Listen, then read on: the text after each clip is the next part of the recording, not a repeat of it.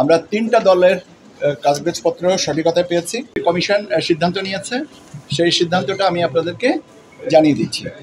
আমরা জানেন যে আমরা 143টা আবেদন পেয়েছিলাম, তার মধ্যে থেকে আমরা প্রাথমিক বাছাইয়ে পরে 22টা রাজনৈতিক দলের ব্যাপারে মাঠ পর্যায়ে তদন্ত জন্য বা অধিযাচনের জন্য পাঠিয়েছিলাম এবং মাঠ পর্যায় থেকে যে তথ্য পাওয়া গেছে সেই তথ্যের আবার ধারাবাহিকতায় আমরা 7টা রাজনৈতিক দলের নিবন্ধনের কথা বলেছে যে না, তারা কোয়ালিফাই করে না।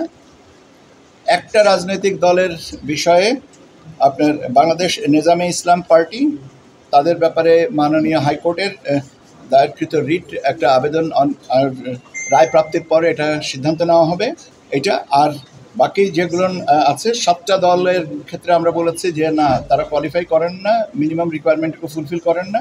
আর এর ধারাবাহিকতায় পুনঃতদন্ত করে আমরা যে সিদ্ধান্তে কমিশন এসছেন সেটা আমি বলছি যে আপনার রাজনৈতিক কর্মকাণ্ডের ধারাবাহিকতায় এবং অংশগ্রহণ অতীত নির্বাচন সংক্রান্ত ধারাবাহিকতায় 3টা দল প্রাথমিকভাবে বিবেচিত হয়েছিল: জাতীয় জনতা পার্টি, জাতীয় সমাজতান্ত্রিক দল, জাসদ শাহজাহান সিরাজ এবং বাংলাদেশ জাতীয় লীগ।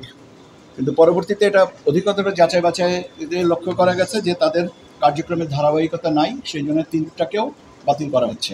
ওদের স্বপ্ন পূরণে পাশে থাকতে পেরে আমরা গর্বিত। এবং আর যেগুলো ছিল তার মধ্যে থেকে আম জনতার দল, Bangladesh justice and development party, Bhasani Janashakti party, Bangladesh বেকার মুক্তি পরিষদ, জনতার দল, মৌলিক বাংলা, জনতার পার্টি, বাংলাদেশ গণতান্ত্রিক পার্টি, এই 8টা দলের সঠিকতা না পাওয়ার জন্যে নামঞ্জুর করা হয়েছে। তাহলে আমরা 3টা দলের কাগজপত্র সঠিকতা পেয়েছি এবং সেই 3টার দল হচ্ছে বাংলাদেশ সমাজতান্ত্রিক দল মার্ক্সবাদী, বাংলাদেশ আম জনগণ পার্টি এবং জাতীয় নাগরিক পার্টি এনসিপি।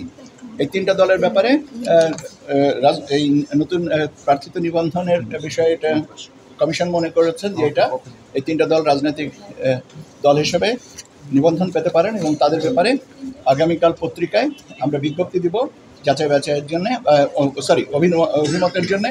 এবং 12 তারিখের ভিতরে আমরা এই অভিমতগুলোর সময়সীমা, জনসাধারণের সময়সীমা নির্ধারণ করে দিচ্ছি এবং এই নির্ধারিত সময়সীমার মধ্যে যে তথ্য পাওয়া যাবে সেটা পর্যালোচনা করে চূড়ান্ত সিদ্ধান্ত নেওয়া হবে।